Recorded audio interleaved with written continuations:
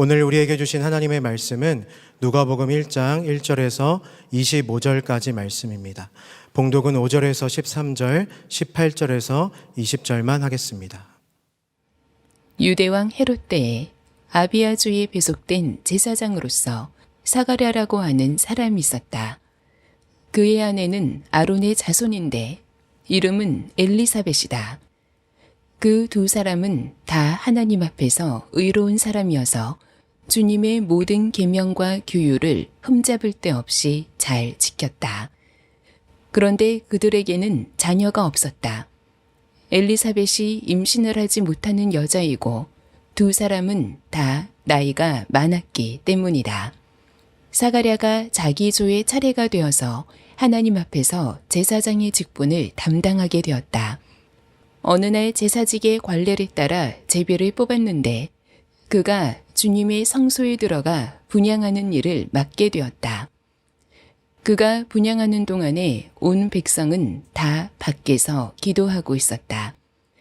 그때 주님의 천사가 사가랴에게 나타나서 분향하는 제단 오른쪽에 섰다. 그는 천사를 보고 놀라서 두려움에 사로잡혔다. 천사가 그에게 말하였다. 사가랴야, 두려워하지 말아라. 내 간구를 주님께서 들어주셨다.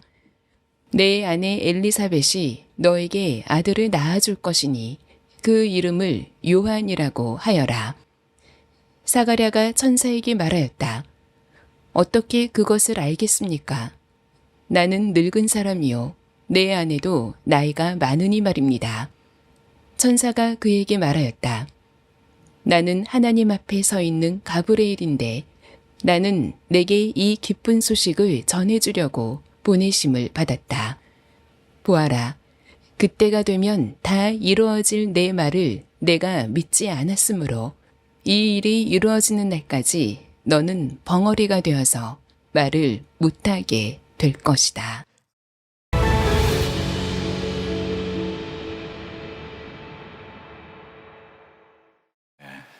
자, 오늘부터 우리 새로운 설교 시리즈를 시작하겠습니다. 누가복음 주의 임재를 마주하는 다리라는 제목으로 우리 1년 동안 누가복음 말씀을 좀 살펴보겠습니다. 오늘은 그 첫 번째 시간으로서 침묵, 잠복된 임재를 마주하는 시간, 잠복된 임재를 마주하는 시간이라는 제목의 말씀을 나누겠습니다.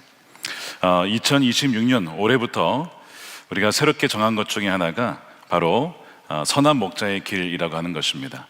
시편 23편 3절 말씀을 우리가 지난번 살펴보았는데요.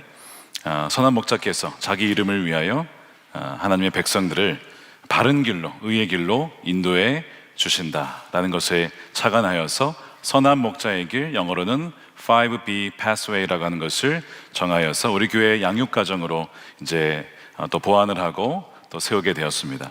5단계와 또한 다양한 길을 통해서 하나님께서 우리를 인도해 주시는데 그래서 한번 그림으로 한번 살펴보도록 하겠습니다. 선한 목자의 길 맨 위에 보시면 먼저 브릿지라고 하는 다리, 연결되는 것입니다. 하나님과 우리가 수직적인 차원에서 연결이 되어서 하나님을 만나는 것이죠. 하나님을 알게 되는 것입니다. 복음을 통해서 거듭나게 되어지는 이 첫 번째 단계가 바로 브릿지 단계입니다. 두 번째는 그 다음에 빌롱, 서로 소속이 되는 것이죠.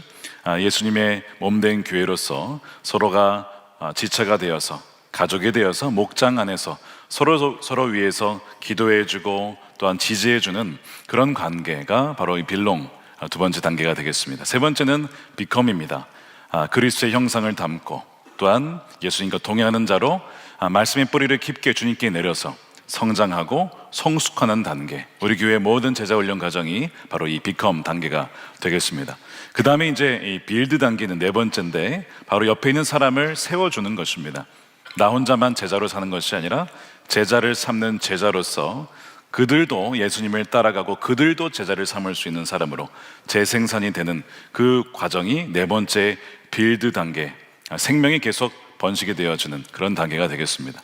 다섯 번째는 블레스 단계입니다. 우리가 5N으로 표시되어지는 다음 세대 이웃과 그 다음에 우리 디아스포라가 하나 추가됐죠. 그 다음에 북한과 열방까지 이 영역에 있어서 정말 다양하게 하나님의 사랑을 세상에 축복하며 흘려보내는 단계가 이 블레스 단계고, 그 다음에 다시 브릿지로 이어지는 이 거룩한 선순환이 선한 목자의 길 5B Pathway라고 하는 것입니다. 그 중에서도 올해는 바로 브릿지를 우리가 집중적으로 좀 살펴보는 단계가 되겠는데요. 여러분 말씀드린 것처럼 브릿지는 수직적인 만남입니다. 하나님이 우리를 찾아오시는 거예요. 그래서 이 영어로 보니까 어떻게 되어 있냐면 인카운터링이라고 되어 있죠. 인카운터라고 하는 것은 예상치 못했는데 갑자기 하나님을 만나게 되고 마주치게 되는 것을 인카운터라고 표현합니다. 그분의 임재를 예상치 못한 상황과 장소에서 만나게 되어지는 것. 그래서 누가복음을 택한 이유가 바로 여기에 있습니다. 누가복음에 보면 예상치 못한 하나님과의 임재를 경험하게 돼요. 오늘 우리가 살펴볼 사가랴도 그렇고, 여러분 좋아하시는 탕자 이야기에서도 둘째가 돌아올 때 집에서 만난 게 아니라 아버지가 벌써 밖에 나와 있었죠. 예상치 못한 만남이었고, 또한 삭개오 이야기도 마찬가지입니다. 예수님께서 그에게 찾아오셨습니다. 또한 엠마 도상에 절망 중에 있던 이들에게, 제자들에게 예수님이 찾아오셨죠. 그러니까 누가복음을 보면 이 주님을 만나는 이 다리라고 하는 것은 우리가 막 사다리를 만들어서 올라가야 되는 게 아니라 주님이 우리 삶에 찾아오시고 만나주시고 임재해 주신다라고 하는 것, 그것은 예상하지 못했던 시간과 장소에서 우리가 만나게 된다는 것을 담아내기 때문에 누가복음을 택한 겁니다. 그래서 누가는 이것을 쓰면서 데오빌러라고 하는 자에게 하나님의 사랑받는 자라는 뜻입니다. 그 자에게 처음부터 차근차근 정확하게 이 복음을 들려주기 위하여 누가복음을 저술하게 됩니다. 오늘날의 데오빌러는 누구냐? 바로 여러분들입니다. 왜요? 여러분들이 하나님의 사랑받는 자들이기 때문입니다. 그래서 올해 이 누가복음을 통해서 우리가 하나님을 만나고 또 우리의 삶을 총체적으로 회복시키시고 우리의 모든 육체적인, 정서적인, 영적인 모든 끊어졌던 관계가 연결되어지는 놀라운 회복의 은혜를 누리는 2026년 한 해가 되시기를 주님의 이름으로 축원드립니다. 오늘 본문은 사실 400년의 공백이 있습니다. 자, 말라기서 이후에 이 누가복음까지는 400년의 소위 침묵기가 있어요. 근데 우리가 보통 이 중간기, 신구약 중간기를 침묵기, 중간기 이렇게 부르지만 역사적으로 보면 가장 시끄러웠던 기간 중에 하나입니다. 왜냐? 페르시아 제국이 멸망하면서 알렉산더 대왕이 등장하고 헬라 제국이 세워지고 다시 그것이 무너지면서 로마 제국이 세워지는 이 제국의 흥망성쇠가 다 이 400년 기간 안에 담겨 있기 때문에 그렇습니다. 그래서 수많은 나라들이 사라지고 생기고 많은 사람들이 죽기도 하고 또한 전쟁을 통해서 점령하기도 하는 정말 이 피바람 나는 역사가 이 400년 기간 안에 담겨 있지만, 그렇게 요란스러운 이 역사 속에 성경은 단 한 자도 기록되지 않았다는 것은 굉장히 아이러니한 일입니다. 그래서 이 기간이 침묵기긴 하지만 가장 시끄러웠던 시간이었다. 그리고 동시에 사람들은 묻죠. 이 나라를 빼앗기고 또한 폭력과 불의가 난무한 세상 속에 하나님은 왜 아무런 말씀을 하지 않으셨을까? 공의의 하나님은 도대체 어디에 계시는가? 많은 사람들이 이때 부르짖곤 했습니다. 근데 그때만이 아니라 여러분 지금도 비슷하죠. 우리가 이미 참 여러분 들었다시피 이란에 안타까운 소식이 들려와요. 유혈 사태로 인하여서 많은 사람들이 이게 시위를 하였는데 그냥 이게 지금 그냥 진압을 한다는 것이 사람들을 다 죽여가지고 적어도 지금 2,000명, 3,000명, 많게는 12,000명 이상이 죽었다라는 그런 이야기도 들려올 정도입니다. 근데 죽은 사람들의 대다수가 30대 미만 청년이라는 거예요. 너무나 안타까운 일이죠. 정말 나라가 경제적으로나 여러 가지로나 참 어려운 상황 속에 이 나라를 좀 바꿔보고자 일으킨 그런 움직임이었는데 그것을 무력으로 진압하는 과정에서 청년들과 어린아이들까지 많은 희생을 당해야 했습니다. 이런 이란의 사태 속에서 하나님은 도대체 왜 가만 계시는 것 같으실까? 왜 하나님은 아무런 말씀을 안 하시는 것 같을까? 이런 상황 속에 제2차 세계대전의 한 복판에서 하나님의 말씀을 선포하였던 신학자이자 목회자였던 헬무트 틸리케의 그의 부르짖음을 한번 듣고 싶습니다. 그가 쓴 하나님의 침묵이라는 책에 보면 그가 이런 얘기를 합니다. 당신이 언제까지나 우리의 마음을 의심하게 하려 하나이까? 그리스도시라면 밝히 말씀하소서. 기적을 행해서라도 당신이 그리스도임을 보여주십시오. 당신의 침묵이 얼마나 무서운 결과를 낳는지 모르십니까? 모두에게 음성을 들려주시는 게 얼마나 더 자비로운 일인지 모르십니까? 그러면 우리도 더는 불안에 시달리며 괴로워할 필요가 없습니다. 왜 이렇게 믿음과 의심 사이를 왔다 갔다 하게 하십니까? 하나님이시라면서 왜 밝히 말씀하지 않으십니까? 여러분 공감이 되십니까?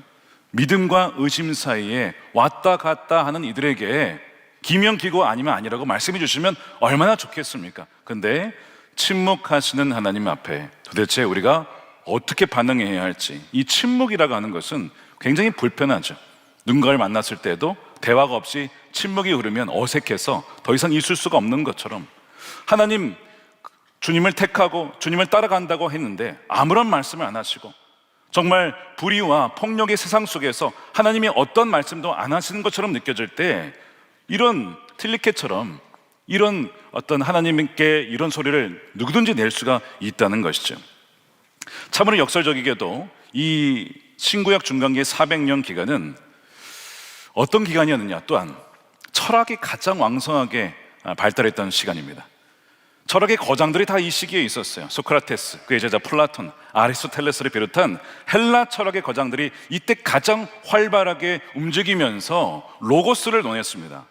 만물의 원리, 이치를 얘기하면서 인간의 이성으로 세상을 설명하려고 했던, 가장 이성의 최고조로 달했던 그 시기에 아이러니하게도 하나님의 펜글씨는 멈췄다는 거예요. 하나님의 계시는 그때 하나도 작성되지 않았다라고 하는 것이 너무나 역설적인 상황인 것이죠. 한국이 낳은 철학자 한병철, 피로사회를 쓴 분이신데 사물의 소멸이라는 책에 이것을 가리켜서 자기 생산의 시대다, 이런 얘기를 합니다. 자기 생산의 시대는 무엇이냐면 내 힘으로 인생을 만들어내는 소음이라고 하는 거예요.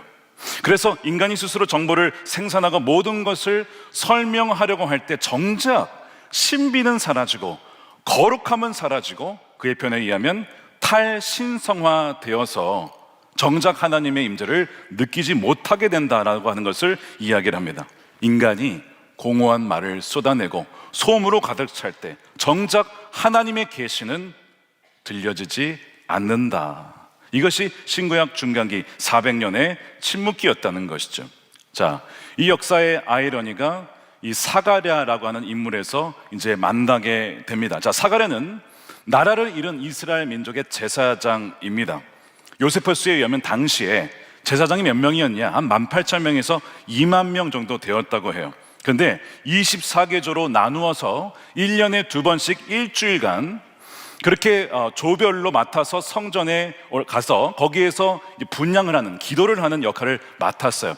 그 조에서도 제비를 뽑아서 한 명이 들어가서 이 분향을 하게 되는데 거기에 사가랴가 뽑히게 됩니다. 이건 우연이 아니죠.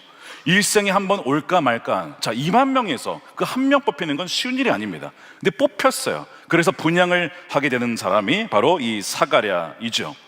그래서 이제 백성들은 바깥에서 기도를 하고 제사장은 백성들의 기도 제목을 안고 성전에 가서 분향을 하는데, 자, 개인의 기도 제목이 있겠지만 제사장은 그게 아니라 백성들의 그 무게와 그 침묵 속에 힘들어하는 그 고통을 안고 하나님께 기도를 하는 거예요. 하나님, 이 민족을, 이 나라를, 이 상황을 불쌍히 여겨 주십시오. 자, 그러니까 사가랴에게는 이 민족의 아픔을 안고 기도하는 책임이 있었습니다. 근데 사가랴에게는 개인적으로, 가정적으로 참 안타까운 사연이 하나 있었어요. 무엇이냐? 나이가 들었는데 자녀가 없었습니다.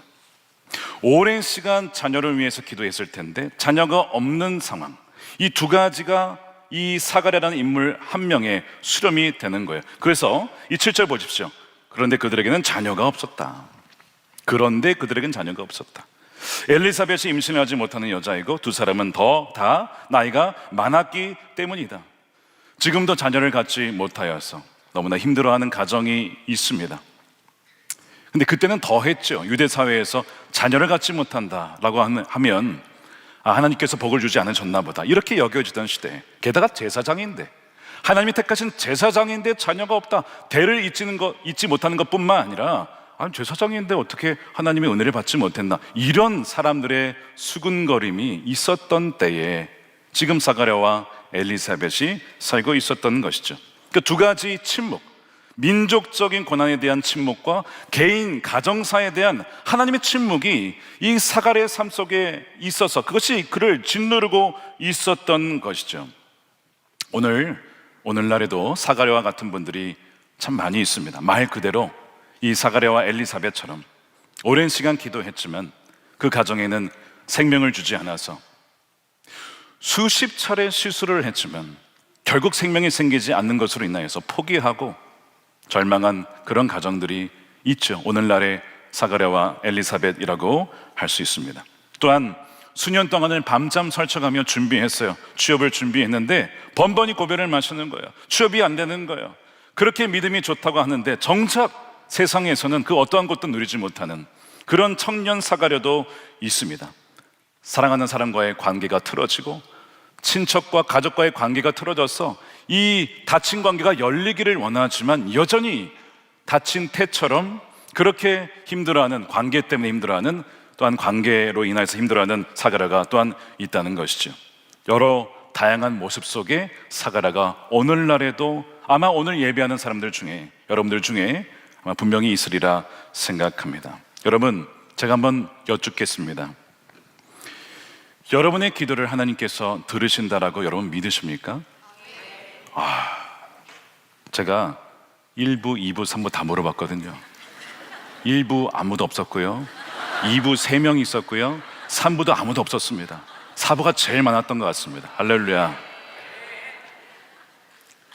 근데 사실 여러분, 우리가 기도할 때 하나님께서 들으신다라는 믿음을 가지고 기도하지만 때로는 이럴 때가 있잖아요.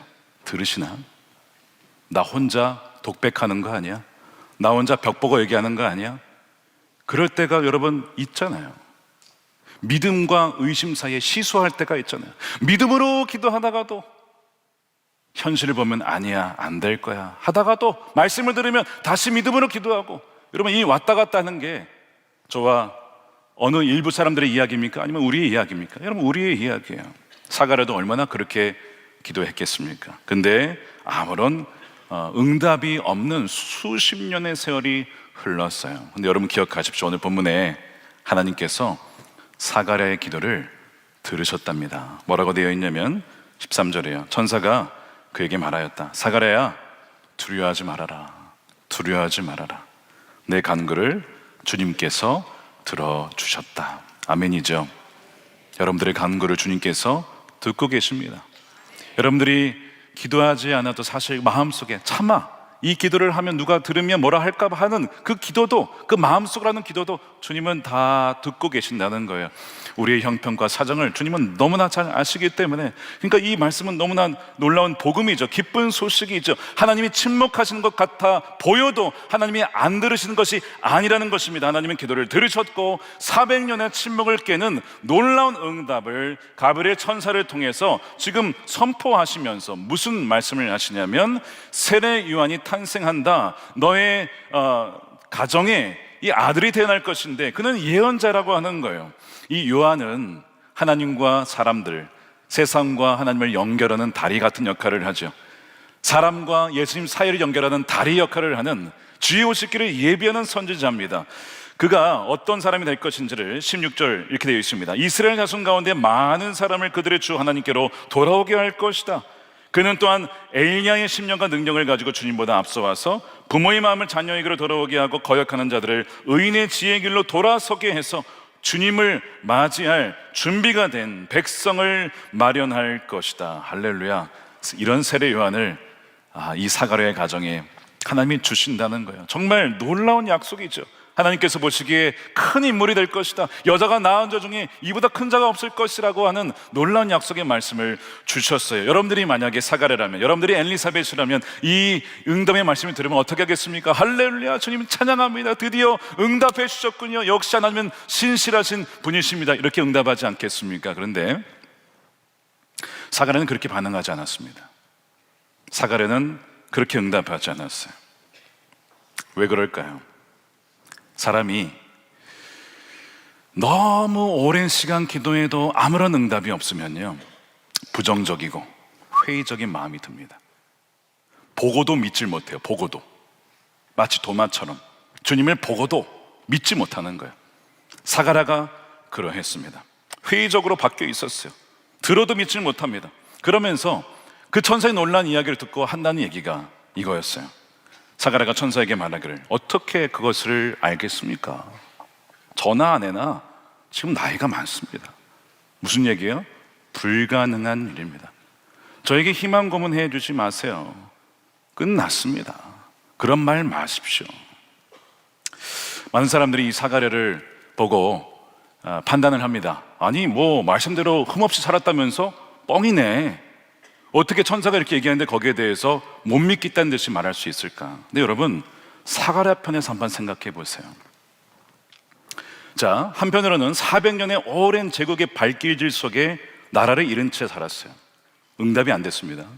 그게 하나. 두 번째, 오랜 시간 동안 자녀가 없었어요. 여러분, 이것이 빅데이터예요. 그 빅데이터의 결론이 무엇이냐? 그 결과가 현실적인 절망입니다. 현실적으로 하나님, 이게 말이 됩니까? 이런 일이 이루어질 수 있겠습니까? 제가 말씀을 다 지켜왔어요. 근데 현실적으로 이거는 아니잖아요. 여러분들 중에 사가랴처럼 하나님께 반응하신 분이 혹시 있으십니까? 하나님, 제 상황을 아시잖아요. 아이들을 보세요. 제 주변 상황을 보세요. 제 통장 잔고를 보세요. 하나님, 현실적으로 안 되는 것 저도 알아요. 그러니까 너무 저 힘들게 하지 마세요. 사가랴가 그렇게 천사에게 응답을 합니다. 하나님께서 이 사가랴의 응답을 보시고 그를 꾸짖거나, 야, 너 어떻게 못 믿냐? 막 이러면서 막 혼내고 막 어떻게 그럴 수 있어? 이러지 않고 그냥 조용히 그의 입을 닫으십니다. 자, 그것이 20절이에요. 보아라, 그때가 되면 다 이루어질 내 말을 내가 믿지 않았으므로 이 일이 이루어지는 날까지 너는 벙어리가 되어서 말을 못하게 될 것이다. 많은 사람들이 사가랴가 징벌을 받았다라고 생각합니다. 물론 그런 측면이 있죠. 믿지 않았으니까. 그래서 이제 말을 못하게 된 거예요, 일시적으로. 그런데 이 사가랴의 하나님께서 입을 닫으신 사건은 사실은 그게 아닙니다. 그가 말씀의 경청자로 설 수 있도록, 진짜 하나님 말씀을 경청하고 믿고 들을 수 있는 자로 만들기 위한 하나님의 거룩한 처방이었다는 것을 우리는 나중에 결국 깨닫게 돼요. 자신의 논리를 주장하던 입, 공허하게 소음을 내던 자신의 입을 닫을 때에만 우리는 하나님의 말씀을 온전히 듣고 하나님의 방문을 온전히 수용할 수 있기 때문입니다. 여러분, 언제 들을 수 있습니까? 우리 입술을 닫을 때입니다. 지금 여러분들이 경청하시는 것처럼 우리 입술이 닫히면 우리의 귀가 열리게 되죠. 그리고 하나님의 말씀이 진짜 무엇인지 내 심령 가운데 새겨지게 되는 거예요. 그래서 사가랴를 사랑하셔서 더 이상 입술을 범죄하지 말고 부정적인 말, 회의적인 말, 그런 말 하지 않도록 하시면서 귀를 열어서 들을 수 있도록 처방하신 것이 사가랴의 입을 9개월 동안 닫으시는 것입니다. 헬무트 틸리케가 잠복된 임재라는 표현을 쓰면서 이 신비를 이렇게 설명합니다. 하나님이 우리 기도에 응답하지 않으실 때는 대개 침묵 이면에 그분의 더 깊은 뜻이 있다. 그분은 세상과 우리 삶을 향한 그분의 계획대로 돌을 하나씩 끼워 맞추신다. 그런데 우리에게는, 우리가 볼 때는 뒤죽박죽 무의미한 돌 무더기만 보이고 하늘은 말이 없다. 삶과 고난과 불의와 죽음과 살육과 파멸 등 덧없어 보이는 운명들이 얼마나 불시에 덮쳐오는가. 그래도 하늘은 그저 침묵으로 일관한다. 그러나 십자가야말로 가장 적막한 하나님의 침묵이다. 하나님이 한 말씀도 대답하지 않으셨던 그 순간이 곧 결정적인 전환점이었다. 그때에 성전 휘장이 찢어지고 그분의 상처투성이 심장이 드러났다. 골고다에서의 침묵의 밤이 있었기에 오늘의 우리가 십자가의 능력에 힘입어 살아간다. 틸리케의 통찰처럼 참으로 역설적이게도 하나님의 침묵이 가장 짙고 무거웠던 때가 그 골고다에 있었습니다. 불의와 권세와 폭력에 의해서 죽어가는 사람, 하나님의 아들 예수 그리스도. 심지어 그 아들이 어찌하여 나를 버리셨나이까? 어찌하여 나를 버리셨나이까? 외침에도 그 하늘 아버지는 아무런 응답을 하지 않으셨어요. 침묵으로 일관하셨죠. 그런데 바로 그 침묵을 통하여 성전의 휘장이 위에서부터 갈라지며 지성소와 성소를 나누어서 피 없이는 하나님께 갈 수 없었던 우리가 예수 그리스도의 피로 말미암아 이제는 누구든지 믿는 자마다 영생을 얻고 하나님의 자녀가 되어지는 특권을 누릴 수 있는 그 길이 그 하나님의 침묵을 통하여서 열렸다는 사실, 사랑하는 여러분, 이것이 하나님의 아이러니고 역사적인 사건이며 오늘날 우리에게도 일어날 수 있는 사건임을 믿는 저와 여러분들이 되시기를 축복합니다. 그러므로 이런 십자가의 관점에서 침묵을 보면 침묵은요, 절망의 시간이 아니라 오히려 잠복된 주님의 임재를 마주하게 되는 시간입니다. 느껴지지 않고 보이지 않는 것 같지만 사실은 하나님은 하나님의 역사를 이루고 계셨기 때문이죠. 여러분, 400년 기간이 무의미한 시간이었습니까?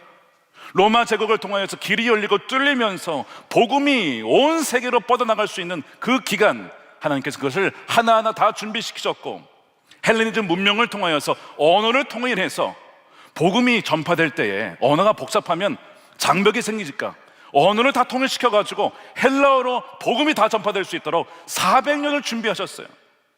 하나님은요, 아무것도 안 하시는 것처럼 보였지만 사실은 모든 것을 준비하고 계셨다는 것이죠. 우리 인생도 마찬가지입니다. 여러분, 우리 인생에 하나님께서 뭘 하고 계시는가? 그럴 때 주님께서는 우리의 삶에 우리 뜻이 아니라 하나님의 뜻에 맞게 하나씩 그분의 일을 이루어 가시는 것을 우리가 믿어야 된다는 것이죠. 여러분, 침묵은요, 그냥 아무런 의미 없는 시간이 아니라 하나님의 말씀을 잉태하는 시간입니다. 지금 침묵의 기간을 통하여서 사가랴에게 하나님께서 하시는 것은 무엇이냐면, 천사에 주셨던 그 말씀을 9개월 동안 너 그거 묵상해봐라, 너 곱씹어봐라, 되새겨봐라, 이 말씀이 너의 말씀이 되게 해봐라. 그 침묵의 기간을 통해서 그 말씀을 잉태하여 그 말씀을 출산할 수 있는 시간을 허락해 주신 거예요. 나중에 여러분 9개월 지나면요, 이 사가랴가 어떻게 바뀌는지 아십니까? 그렇게 그냥 그 소음의 불신앙의 언어를 내뱉었던 사가랴가 예언을 하고요, 찬송을 하고 사람이 완전 바뀌게 됩니다. 1장 67절 이렇게 보십시오. 그가 어떻게 바뀌었는지. 요한의 아버지 사가랴가 성령으로 충만하여 이렇게 예언하였다. 자, 9개월 전과 후는 완전 달라진 사람이 되었어요. 성령으로 충만하여 예언한 사람이 되었습니다. 하나님 말씀을 대언한 사람이 되었습니다. 여러분, 하나님께서 우리의 삶에 때로는 침묵의 시간을 주시는 이유가 바로 여기에 있습니다.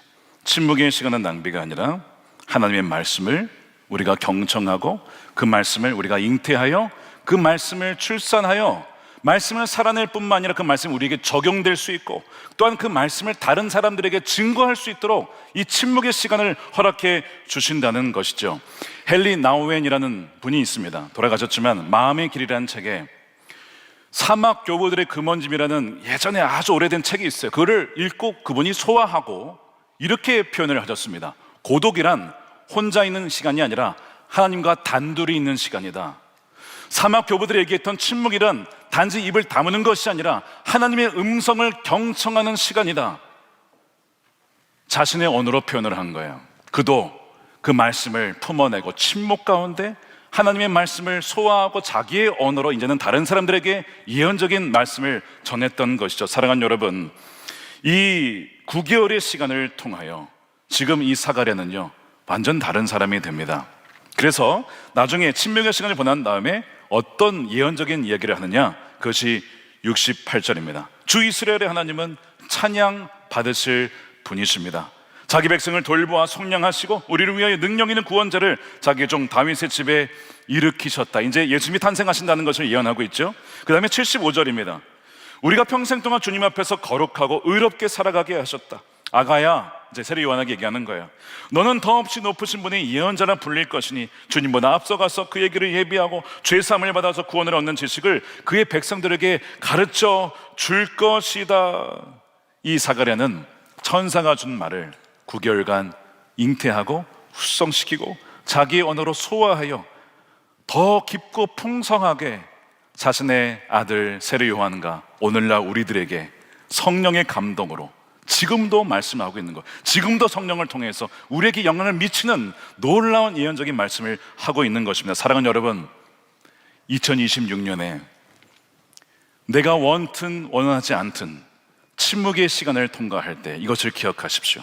하나님께서 내게 침묵의 시간을 주신 것은 내가 거부하거나 믿지 않았던 그 말씀을 내게 주셔서 경청하고 소화하고 내 것으로 만들어서 말씀의 사람이 되게 하고 성령의 사람이 되게 하여 많은 사람들을 죽기로 돌아오게 하는데 나를 사용하게 하시려고 그 이해되지 않는 침묵의 시간을 주셨다는 것을 여러분 꼭 기억하시는 여러분들이 되시기를 축복합니다.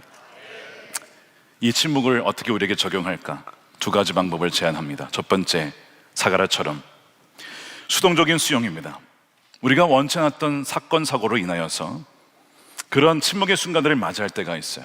갑작스러운 질병과 기도에 응답 없는 긴 세월과 정말 말 그대로 태가 닫힌, 관계의 태가 닫히고 재정의 태가 닫힌 그런 현실 속을 당할 때에 오히려 이것을 하나님의 잠복된 임재라고 보는 거예요. 하나님의 은총으로 받아들이는 것입니다. 이때 우리가 할 일은 내면의 소음을 끄는 겁니다. 왜 접니까? 왜 이런 일을 주십니까? 말이 됩니까? 이런 식의 불평의 언어가 막 나올 때에 내 자신에게 소리치십시오. 내 영혼아 잠잠하라. 잠잠하라. 넌 하나님의 말씀에 경청할지어다. 그렇게 선포하는 거예요. 그러면서 하나님의 말씀이 내 삶에 온전히 이루어지는 그 기간을 삼는 것입니다. 이게 첫 번째 방법이에요. 두 번째는 능동적으로 침묵을 실천하는 겁니다. 그거는 무엇이냐? 하루에 10분이든 15분이든 꼭 주님과 고독하게, 혼자 있는 게 아니에요. 고독은 하나님과 단둘이 있는 시간, 그리고 입술을 닫고 주의 말씀에 경청하는 그 시간을 확보하는 것입니다. 금언을 실천하면서 그 침묵의 시간을 지켜내는 거예요. 제가 꼭 주중에 하는 일이 바로 그겁니다. 저는요, 주일의 말씀을 전하고 금요일의 말씀을 전하고 또는 수요일이나 토요일이나 작은 부서에서 행사의 말씀을 전할 때가 굉장히 많습니다. 근데 그 말하는 것만큼 필요한 시간이 뭐예요? 주님과 함께 조용히 침묵하며 보내는 시간입니다. 사실 주일날 가장 시끄럽게 말하는 사람이 저입니다. 그렇기 때문에 주중에는 주님께서 너 주중에는 좀 이제 입을 가만 다물고 내 말에 좀 귀를 기울여야 된다.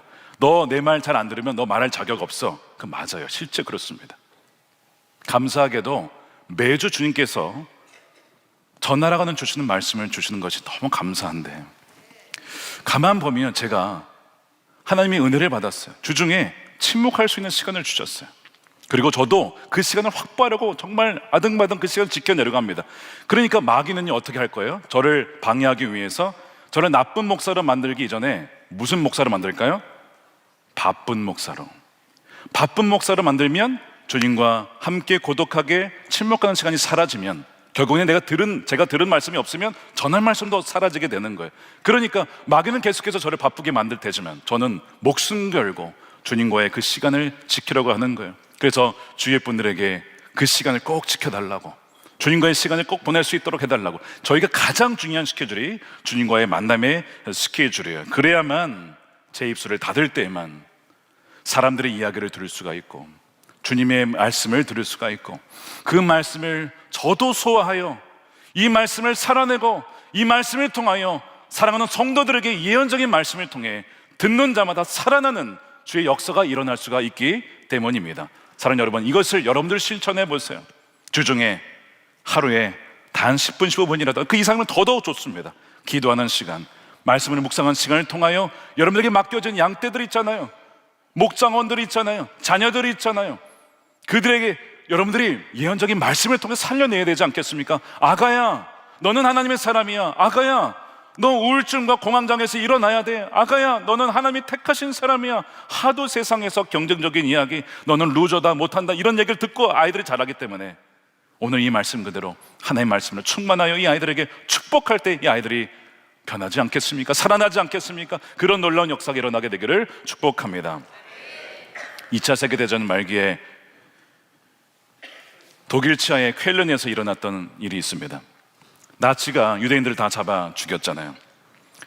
쾰른 지역에 유대인들이 있었는데 그 중에 9명이 있었는데 가톨릭 신자 몇 명이 이들을 숨겨줬습니다. 자신의 은신처 지하에다가 숨겨줬어요.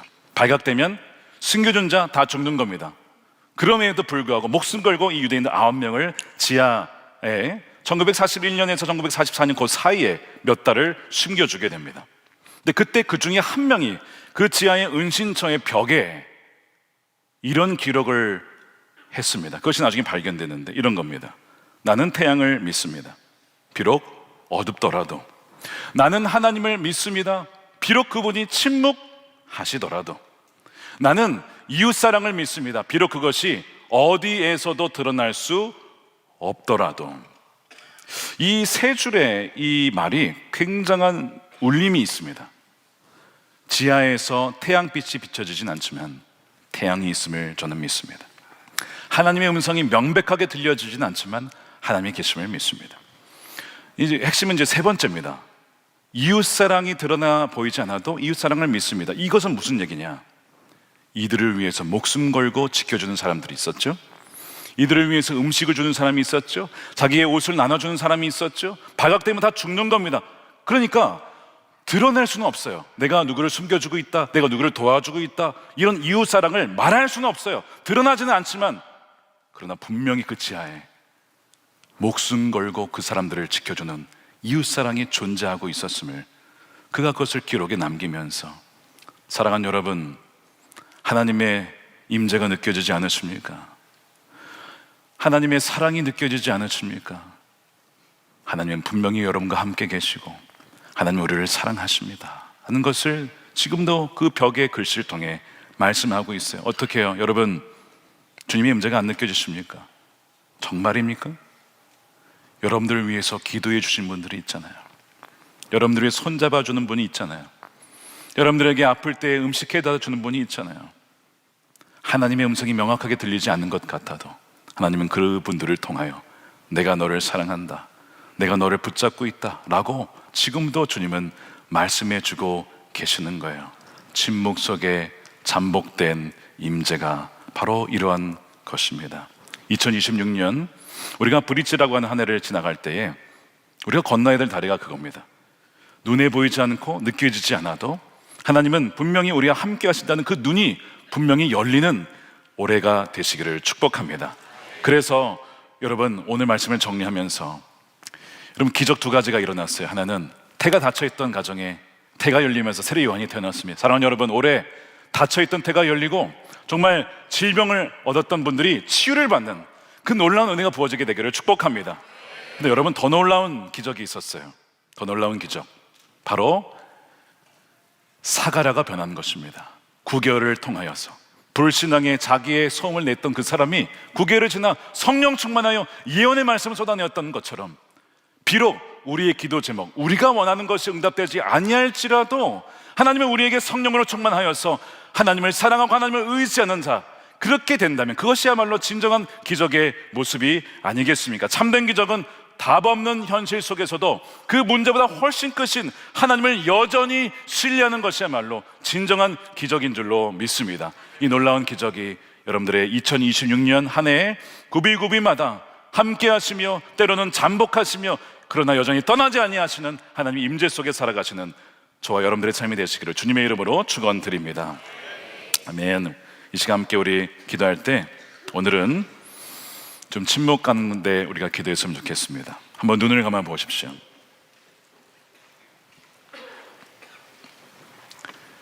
이 시간 우리의 내면의 자기 소음을 잠재해 오십시다. 사가랴가 얘기했던 것처럼 어떻게 그런 일이 있을 수 있습니까? 무엇으로 알겠습니까? 저 안에는 나이가 많은데 무엇으로 그런 일이 일어날 수 있는 줄 알겠습니까? 끊임없이 자기 소음의 언어를 내뱉다가 정작 주의 말씀을 제대로 듣지 못하는 우리의 모습. 그래서 우리는 침묵해야 합니다. 입술을 닫아야 됩니다. 그래야만 주의 세미한 음성이 들리기 때문입니다. 너무나 많은 정보와 데이터 속에, 홍수 속에 삽니다. 홍수가 일어나면 물은 많지만 정작 마실 물이 없죠. 많은 소음과 데이터 속에 정작 하나님의 음성을 들을 수가 없는 시대입니다. 시간을 떼어 잠시 삶에서 물러나 주님과의 고독한 그 자리, 단독의 그 자리, 세미한 주의 음성을 듣는 자리를 목숨 걸고 확보하십시오. 이 시간 우리 함께 기도합시다. 주님, 우리 자기 소음의 소음을 끊고 주의 말씀을 온전히 수용할 수 있는 우리가 되기를 원합니다. 주의 말씀을 잉태하는 자가 되게 해주셔서 그 말씀을 출산하고 그 말씀대로 살아나며 그 말씀을 또한 증거하는 자가 2026년 우리가 될 수 있도록 주님 우리를 인도하여 주시옵소서. 믿음과 의심 사이에 왔다 갔다 하는 우리를 불쌍히 여겨주시고 그럼에도 불구하고 우리를 버리지 않고 사랑한다, 사랑한다라고 하시는 주님의 그 사랑 안에 온전히 거하게 하여 주옵소서.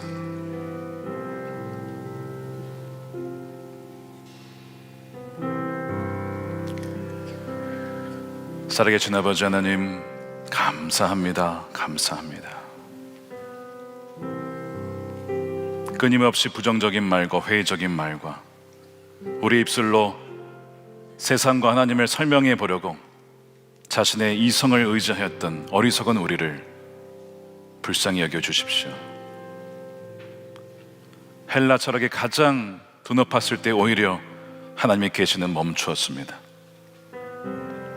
우리도 세상사를, 우리의 인생을 이러저러하다라고 판단하고 평가할 때 오히려 주님은 우리 곁에 계시지 않는 것처럼 느껴질 때가 참 많았습니다.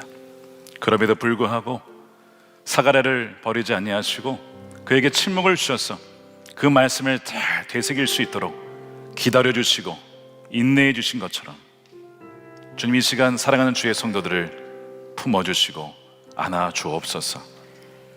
이해할 수 없는 상황 속에 있는 많은 성도들이 있습니다. 하나님 어디에 계십니까? 하나님 왜 말씀하지 않으십니까? 근데 주님, 우리는 믿습니다.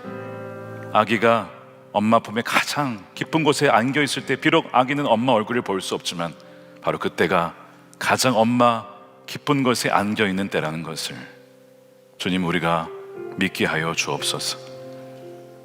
느껴지지 않는 것 같고 보이지 않는 것 같아도 절대 우리를 포기하지 않는, 우리를 바른 길로 자기의 이름을 위하여 인도하시는 주님으로 인하여 이 시간 감사와 영광을 올려드리오니 주여 2026년도를 주님께 맡겨드리며 선한 목자 되신 주님의 발자국만 온전히 따라가는 우리가 되게 하여 주시옵소서.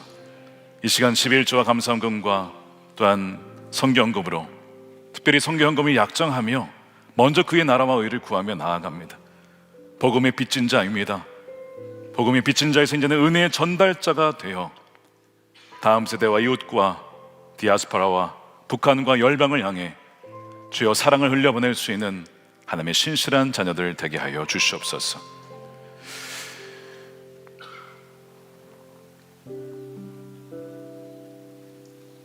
이 나라를 기억하여 주시고 사가랴가 그 나라 민족을 위하여 기도하였을 때 그 간구도 들으셨던 것처럼 주님 이 대한민국도 긍휼히 여겨 주시옵소서. 하늘에서 뜻이 이루어진 것처럼 이 대한민국 땅의 한반도에도 온전히 주의 뜻만이 이루어지게 하여 주옵소서. 공의와 진리가 하나님 법의 기초가 되게 하여 주시옵시고 주님 하나님을 두려워하는 하나님의 지도자들을 세워 주시옵소서. 복음이 북한에도 전해져서 북한에 억류되어 있는 김정욱, 김국기 목사님, 최충길 선교사님 비롯한 주의 백성들을 속히 풀어 주시옵소서.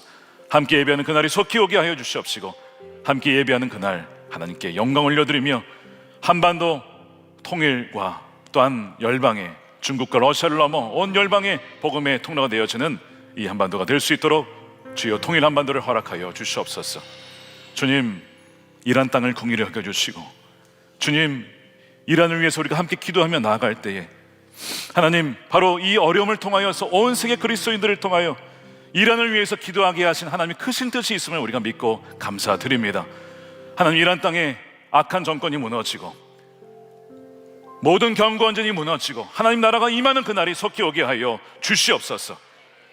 주님 땅끝까지 복음에 전파되어서 복음의 장벽이 무너지고 주님이 다시 오신 그날을 예배할 때 착하고 충성된 종이라고 맞이하는 놀라운 은혜를 다 누리는 우리 선화목자교회 모든 예배자들이 되게 하여 주시옵소서. 감사하며 우리 구주 예수님의 이름으로 기도드립니다. 아멘. 다 같이 일어나셔서 준비하신 예물 드리며 주품에 찬양하겠습니다.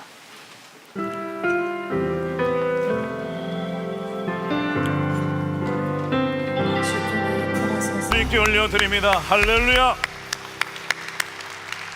축도하겠습니다. 이제는 우리 주 예수 그리스도의 크신 은혜와 아버지 하나님의 충만하신 사랑하심과 성령님의 가망 없는 교통 내주하심이 하나님이 침묵하시는 것 같은 상황 속에서도 잠복된 임재로 늘 우리와 함께 하시는 주님이심을 믿고 신뢰하기로 다시 한번 결단하는 사랑하는 주의 백성들 머리머리 위에 저들의 가정과 일터와 사랑하는 자녀들과 다음 세대와 주의 몸된 교회와 조국 대한민국과 이란 땅과 열방 가운데 영원히 함께 하시기를 간절히 축원하옵나이다. 아멘.